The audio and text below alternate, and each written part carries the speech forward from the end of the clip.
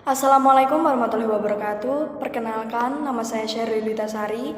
Saya dari kelas 5A6 Manajemen. Saya akan mempresentasikan materi terkait mengelola kompensasi dalam perusahaan multinasional. Berbicara mengenai kompensasi, kompensasi merupakan segala sesuatu yang diterima baik dalam bentuk fisik maupun non-fisik yang dihitung dan diberikan kepada seorang karyawan. Menurut Hasibuan, kompensasi merupakan pendapatan yang berbentuk uang, barang langsung ataupun tidak langsung, yang diberikan kepada karyawan sebagai imbalan atas jasa yang diberikan kepada perusahaan. Ada 3 pandangan terkait dengan kompensasi. Yang pertama yaitu mekanisme untuk mengembangkan dan memperkuat budaya perusahaan global. Yang kedua yaitu sumber utama pengendalian perusahaan. Dan yang terakhir adalah secara eksplisit menghubungkan hasil kinerja dengan biaya yang terkait. Baiklah, kita masuk ke slide selanjutnya, yaitu tentang jenis-jenis kompensasi. Jenis-jenis kompensasi itu sendiri dibagi menjadi 6 macam. Yang pertama yaitu gaji pokok. Gaji pokok dibagi menjadi 2, yaitu pajak dan biaya hidup. Yang pertama itu pajak. Pajak adalah kontribusi wajib yang diberikan kepada negara oleh orang pribadi maupun badan yang bersifat memaksa dan berdasarkan undang-undang, yang tidak mendapat imbalan secara langsung, namun dapat dirasakan manfaatnya dan dilakukan untuk sebesar-besarnya kemakmuran rakyat.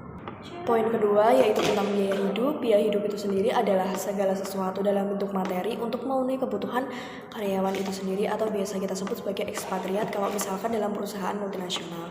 Yang kedua yaitu tentang perumahan. Yang ketiga yaitu keselamatan. Yang keempat yaitu transportasi, bisa dalam bentuk kendaraan pribadi seperti mobil, motor, sepeda. Yang kelima adalah pendidikan anak, dan yang keenam adalah lama tinggal.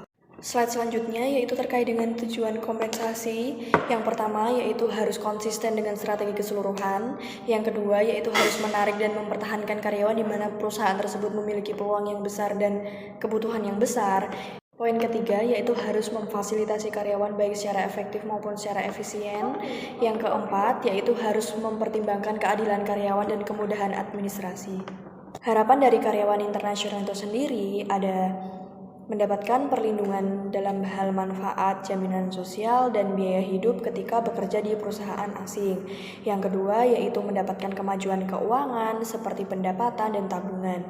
Yang ketiga yaitu mendapatkan fasilitas berupa perumahan, pendidikan anak, dan rekreasi. Dan yang terakhir adalah kemajuan karir. Komponen kunci ekspatriat dibagi menjadi 3, yaitu gaji pokok, yang kedua ada tunjangan, yang ketiga ada manfaat. Pendekatan kompensasi internasional dibagi menjadi 3, yaitu pendekatan tingkat, pendekatan neraca, dan penambahan lokal. Pendekatan tingkat rata-rata adalah pendekatan berdasarkan harga lokal pasar.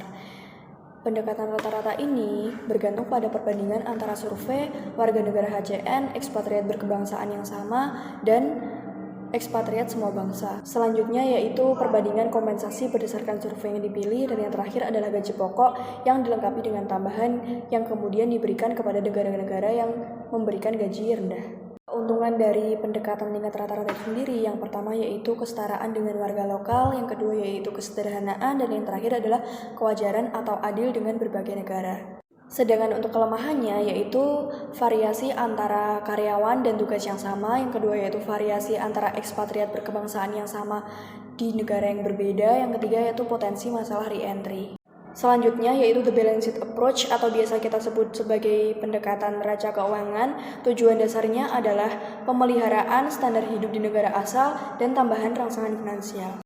Gaji dan benefit adalah dasar dari pendekatan ini. Ada 4 kategori tentang pendapatan neraca keuangan. Yang pertama yaitu barang dan jasa, yang kedua yaitu perumahan, yang ketiga yaitu pajak penghasilan, dan yang terakhir yaitu cadangan.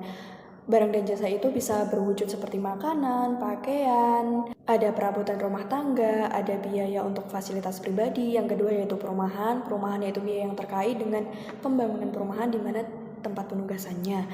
Yang ketiga ada pajak penghasilan dibagi menjadi 2, yaitu parent country dan home country. Dan yang terakhir ada cadangan. Cadangan itu yaitu berupa kontribusi baik tabungan, dana pensiun maupun biaya pendidikan. Yang selanjutnya yaitu local plus approach, di mana karyawan dibayar sesuai dengan tingkat gaji yang berlaku, struktur dan pedoman dari negara asal. Ekspatriat jenis manfaat biasanya tidak meliputi KOLA atau Cost of Living Advantages, premi mobilitas, tunjangan kesulitan, pelatihan lintas budaya, lain prakeberangkatan, dan bantuan pasangan. Masalah yang harus dipertimbangkan untuk benefit ekspatriat, yang pertama yaitu menjaga ekspatriat pada program home country, terutama jika perusahaan tidak menerima pengurangan pajak. Yang kedua, mendaftar ekspatriat pada program benefit home country atau membuat perbedaan cakupan. Yang ketiga, apakah undang-undang di host country mengenai pemberhentian mempengaruhi hak manfaat? Yang keempat, apakah ekspatriat menerima manfaat jaminan sosial dari home country atau host country? Yang kelima, haruskah manfaat didasarkan pada pemeliharaan home country atau host country? Yang keenam, siapa yang bertanggung jawab atas biaya? Yang ketujuh, harus program benefit home country akan diekspor ke negara tujuan atau host country. Sekian presentasi yang dapat saya sampaikan. Apabila ada kurang lebihnya saya mohon maaf. Sekian dari saya. Wassalamualaikum warahmatullahi wabarakatuh.